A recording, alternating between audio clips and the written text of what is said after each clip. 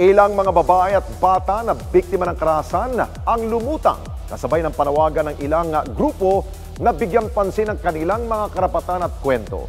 At ang nakakaalarmang pagtaas ang kaso ng mga naabusong bata at kababaihan sa bansa, atin na pong tinutukan. Naging parana ng ilang inaabuso at minamaltrato ang social media para magbabala sa publiko kaugnay sa patuloy na pag-usbong ng kaso ng karahasan sa kababaihan at mga bata.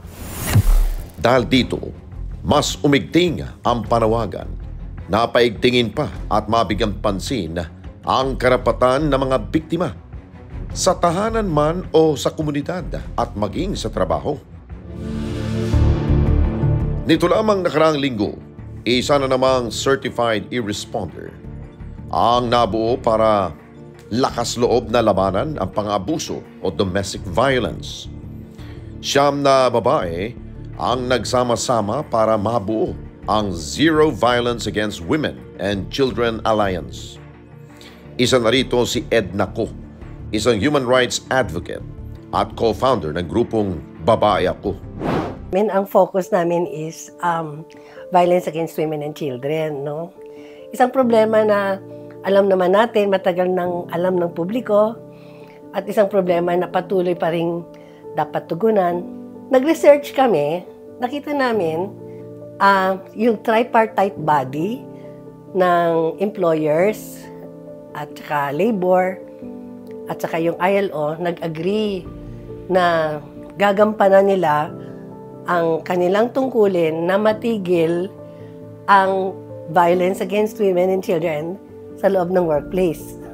So, international convention siya. So, lalo kaming naging curious na, teka muna, parang, ang tinutuunan natin ng pansin yung nangyayari sa loob ng mga tahanan.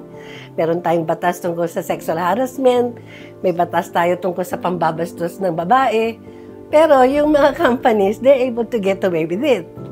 So, nag-decide kami, gawa tayo ng campaign, and we called ourselves the Zero Tolerance Alliance. Layunin nilang bigyan ng boses ang kababaihan upang magkaroon ng tapang na isumbong ang karahasan na nagaganap sa kanilang mga pinagtatrabahuan. Itong issue ng karahasan sa loob ng mga kumpanya ay isang problema na nakabalot, no? Parang may kortina. Tinatawag natin sa English yung the culture of silence. May kasamang usapin ng job security at yung direktang kasama mo sa workplace ang maaring nagdulot ng karahasan sa iyo. Malaking usapin dyan, fear and insecurity. So, ang kabilang mukha kung may fear and insecurity doon sa mga natitreaten na mga biktima would be the question of may tinitingnan kasi na mas nakakataas sa kanya. No? May power dimension na sinasabi. Sa ilang pag-aaral na ginawa ng mga grupo na katuwang nila sa inisyatibong ito, lumalabas na patuloy ang pagtaas ng bilang ng mga inaabusong kababaihan at mga bata sa iba't ibang pamamaraan. Ang mga iba't ibang approaches na ginagamit diyan, police, gagamitan mo ng legal and justice approaches. Kaya meron kang batas at meron kang penalty. May mga baudes tayo sa mga barangay na kung saan doon pa lang sa komunidad dapat inaayos na yung problema, no, para mas accessible both yung victim at saka yung nanakit, no, ay malapit na dun sa ang problema natin sa barangay justice system kung saan nakapaloob yung VAUSI desk. Gaano ka competent ang ating mga barangay officials na tumugon sa ganong klaseng problema. So kailangan may babaguhin ka talaga doon sa pananaw ng lalaki at ng babae para ma-equalize man lang yung relationship nila at may respeto, ibalik ang respeto sa dignidad ng bawat isa na Hindi usapin ito na ikaw yung tatay, ikaw yung lalaki sa pamilya. Kundi usapin ito na may dignidad ang bawat isa. Plano ng kanilang grupo na magkaroon ng ugnayan sa ilang pang mga korporasyon. Nakikipag-usap na rin sila sa mga negosyante na itinuturing nilang nagpapakita ng magandang halimbawa at sumusunod sa alintuntunin ng Republic Act 9262 o Anti-Violence Against Women and Children. Magandang opportunity siya para yung private sector maging partner. Kasi for a longest time, hindi nabibigyan ng pansin. So iniisip namin kung may strategiya kami na makita nila kami na positive factor kami na pwedeng tumulong sa kanila, baka yung mga pagkukulang ng gobyerno, yung inadequacies ng gobyerno na tumugon ay mako-complement ng mga private sector, no? So sa akin malaki ang binibigay ko na pag-asa sa ganong klaseng senaryo na magiging partner namin ang private sector. Ayon sa Philippine National Police Women and Children Protection Center, malaki pa rin ang bilang ng mga natatanggap nilang reklamo ng pang-aabuso sa mga kababaihan at kabataan. Idagdag pa na maging ang makabagong teknolohiya ay nagiging makinarya para makapang-abuso. Nakikita natin dito yung iba't ibang klase, pero ang usually para sa mga kabataan kasi ay physical violence. Yung pananakit sa kanila, pang-aabuso na physical, at sa mga kababaihan ay ganun din po yung ating nakikita. So, meron tayong binabantayan dyan, di ba? Yung sa physical, hindi lang naman sa physical, meron ding psychological, meron ding sexual, at meron ding economic abuse na matatawag natin. So, lahat ito ay pang-aabuso. Ang social media ay isa sa mga pinaka-powerful kung matatawag natin ng mga tools na ginagamit natin.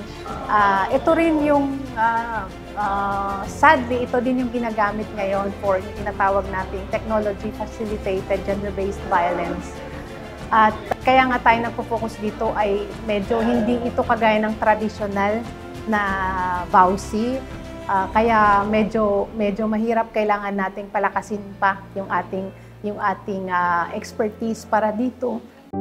Hindi lamang sa pag-iimbestiga nakatutok ang PNP-WCPC dahil pinagtutuunan na rin nila ang ilang pamamaraan para maiwasan ang pagkakaroon ng pang-aabuso sa mga komunidad sa pamamagitan ng mga ginagawa nilang outreach activity at awareness campaign.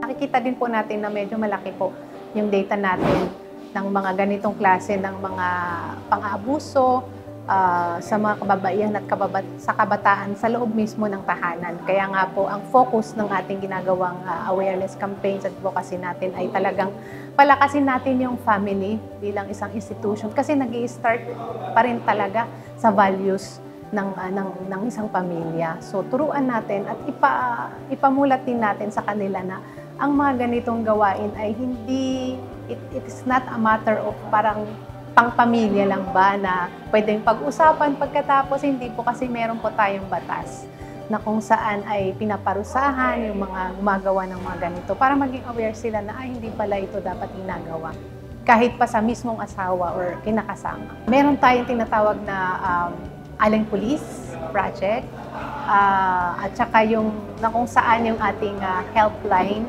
ay ating mine-maintain at nakikita natin dito yung situation talaga dahil ang dami nating mga natatanggap. Dito natin natatanggap yung mga tawag for assistance. Although hindi naman natin masasabi na lahat ng mga ito ay related, no, sa VAUSI. So lahat po ng mga klase ng mga inquiries naman ay tinutugunan naman po natin. Sinisiguro rin nila na sapat ang kasanayan at kaalaman ng bawat Women and Children's Protection Desk Officers na tutugon sa mga kaso ng VAUSI saan mang parte ng bansa. Specialized unit tayo. Ibig sabihin, Hindi ito yung parang regular investigation kung tawagin. Of course, kailangan maging aware tayo sa mga karapatan nila. Meron po tayong mini-maintain o sinusunod na child protection policy din po. At saka yung pong yung pong ating sensitivity sa mga unique na pangangailangan ng bawat victim survivor. So victim-centered tayo. Mag-aatubiling lumapit sa atin pag may mga ganun na experience sila personally man sa kanilang mga kasama sa bahay o kapitbahay or kakilala, ay pwede naman po silang lumapit sa amin. At yun po yung aming advokasya talaga, na ipakita sa mga tao na ang Women and Children Protection Center ay para talaga sa kapakanan ng mga kababaihan, kabataan.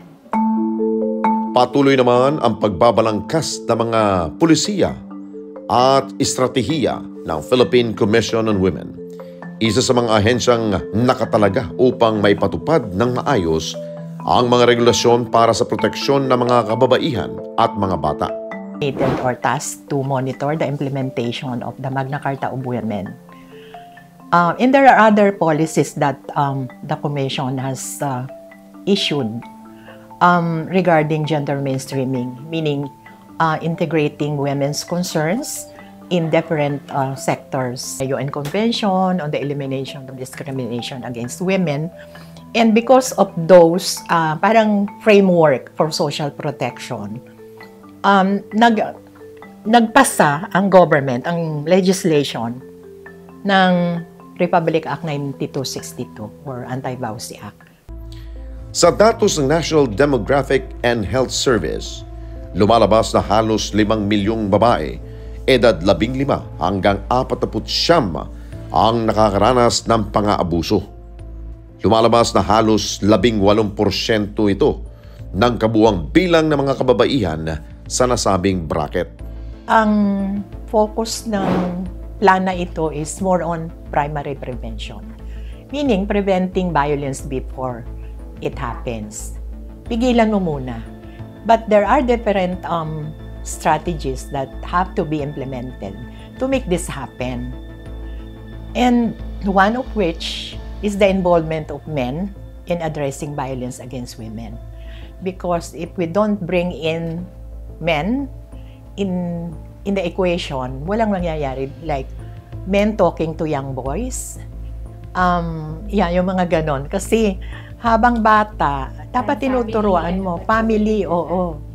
And, dapat i-address din sa school.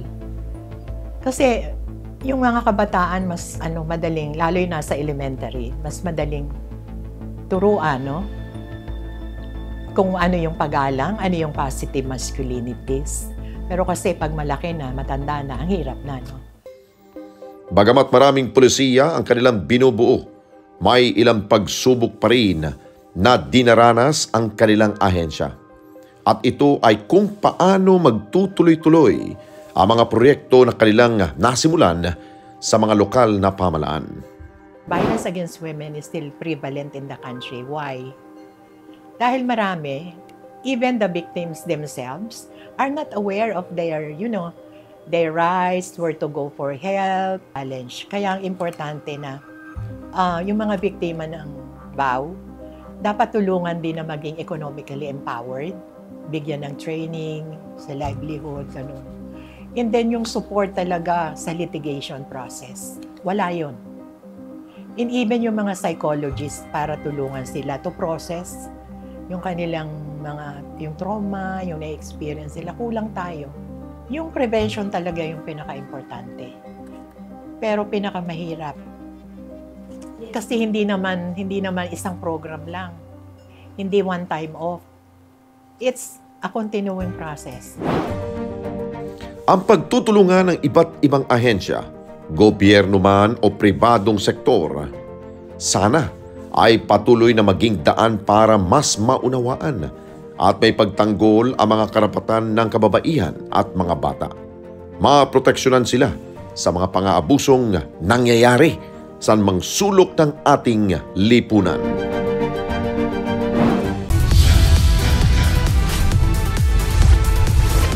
Mga kababayan, salamat po sa inyong pong pagsubaybay sa Responde Mata ng Mamamayan. Para mapanood pa ang iba pa naming pagresponde sa ating mga kababayan, i-click lamang ang subscribe button o i-follow lamang ang Net25 social media pages at Net25 TV.